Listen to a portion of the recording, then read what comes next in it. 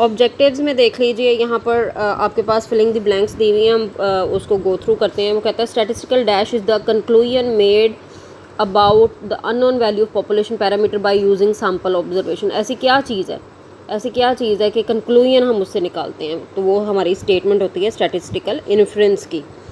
फिर उसके बाद है स्टैटिस्टिकल इज़ द प्रोसीजर। जब प्रोसीजर की बात आ गई, स्टैटिस्टिकल प्रोसीजर ऐसा क्या है जो कि जजमेंट कर रहा है, तो वो एस्टिमेशन होता है।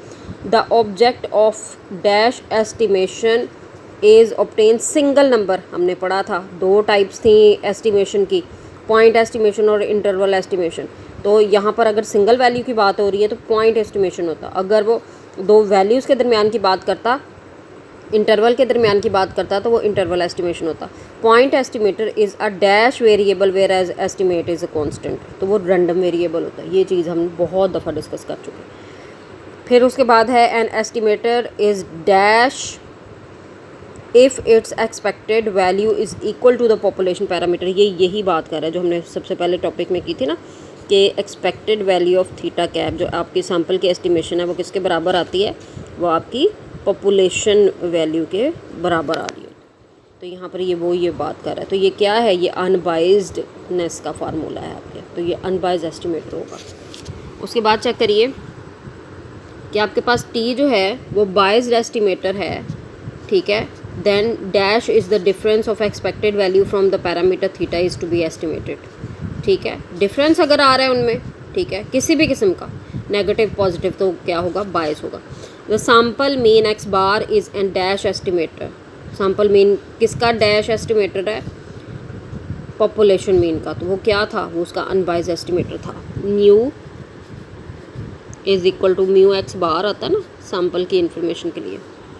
फिर उसके बाद आपके पास सैम्पल प्रोपोर्शन पी किसका है, अनबाइज्ड एस्टिमेटर पॉपुलेशन पाए का, तो ये अनबाइज्ड एस्टिमेटर है। Sample variance S square is an dash estimator of population variance. Sample variance अगर आपके पास n-1 वाला है तो वो अनबाइज्ड एस्टिमेटर है, अगर डिवाइडेड बाय n वाला है तो वो बाइज्ड एस्टिमेटर है, क्योंकि वो उसके बराबर वैल्यू नहीं देता। Dash estimation is a procedure of constructing an interval from the random sample, और प्रियर उसकी इन्फॉर्मेशन जो है वो आ रही होती है किसमें, अननोन पॉपुलेशन पैरामीटर के बारे में। अब उसने कहा कि इंटरवल के दरमियान वो आ रही है, तो ये क्या है, इंटरवल एस्टिमेशन है। आगे देखिए, the width of the confidence interval is dash if the level of confidence 1 minus alpha decreased. तो आपका कॉन्फिडेंस इंटरवल भी डिक्रीज़ हो जाएगा अगर आपके 1 माइनस अल्फ़ा की वैल्यू जो है वो डिक्रीज़ हो रही होगी। फिर the width of the confidence interval is dash related to the confidence interval, directly related to. Precision of confidence interval is increased by dash level of confidence. तो अगर आपके पास प्रिसिजन इंक्रीज़ होती है तो लेवल ऑफ कॉन्फिडेंस क्या होता है, down होता है। ये चीज़ हमने तब डिस्कस की थी, मैंने आपको वाइवा के लिए तैयार करने के लिए भी कही थी, ऑब्जेक्टिव के लिए। The width of confidence interval dash if the sample size increased. आपको पता है, आप पिछले चैप्टर में भी ये बात पर करके आए कि आपके पास जब सैम्पल साइज़, आपने सैम्पलिंग एरर को करना होता है ना, तो आप क्या करते हैं, सैम्पल साइज़ बढ़ाना शुरू कर देते हैं।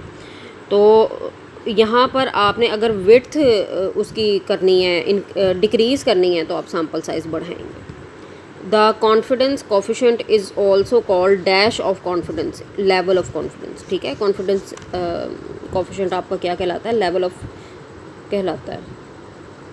1 माइनस अल्फ़ा आपके पास क्या होता है, dash is the interval estimated include, वो आपकी प्रोबेबिलिटी होती है जो कि आप इंटरवल में से निकालते हैं पॉपुलेशन पैरामीटर के लिए। सैम्पल कंसिस्टिंग 30 और लेस, तो ये क्या कहलाएगा, स्मॉल सैम्पल कहलाएगा। बताया था ना आपको, जिसमें टी लगता है। टी भी उस सूरत में अगर सिग्मा अननोन है, अगर सिग्मा नॉन है तो फिर आपके पास जी ही लगेगा। A sample consisting of more than 30 observation, तो ये लार्ज सैम्पल होगा। अब आपने ट्रू फॉल्स को मार्क करना है।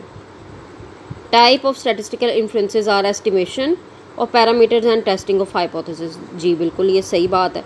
Types of statistical estimation of parameter are point estimator और इंटरवल एस्टिमेशन। हाँ जी, ऐसा ही है। A point estimator is sample statistic that is use to estimate the unknown true value of population parameter. बिल्कुल, पॉइंट एस्टिमेटर सिंगल वैल्यू है sample की, जो कि आपके पॉपुलेशन पैरामीटर के अननोन वैल्यू के लिए कोई वैल्यू एस्टिमेट करके देती है। Point estimate is specific value of an estimator computed from the sample data after sample has been observe, बिल्कुल ठीक है। An estimate obtain from the sample observation is always a point estimate, नहीं, हमेशा उसकी मतलब एक वैल्यू जो है वो पॉइंट एस्टिमेशन नहीं कहलाती। सिंगल वैल्यू जो कि पॉपुलेशन पैरामीटर के अननोन वैल्यू की रिप्रेजेंटेशन करेगी वो ही आपकी पॉइंट एस्टिमेशन कहलाएगी। Point estimators may be more useful than interval estimator because probability statements are attached to point estimate. Actually statisticians जो हैं वो इंटरवल एस्टिमेशन को ज़्यादा बेहतर समझते हैं। उसकी वजह ये होती है कि एक सेट आपके पास इंटरवल होता है, उसके दरमियान में तमाम वैल्यूज़ लाइक आ रही होती हैं, तो वो प्रोबेबिलिटी चूँकि सिंगल वैल्यू के ऊपर इतने एक्यूरेट रिज़ल्ट नहीं दे सकती, तो इसलिए आपके इंटरवल एस्टिमेशन जो है वो समझा जाता है उसको बेहतर। उसे नेक्स्ट देखिए, point estimation provide two values with probability statement for estimating unknown value of population parameter. गलत बात है ये, क्योंकि पॉइंट एस्टिमेशन दो वैल्यूज़ नहीं देती, सिंगल वैल्यू देती है। Confidence interval type of statistical inference, ठीक है जी। Point estimate provide information about precision के बारे में नहीं वो बता रहा होता, वो अननोन पॉपुलेशन पैरामीटर की वैल्यू के बारे में बता रहा होता है।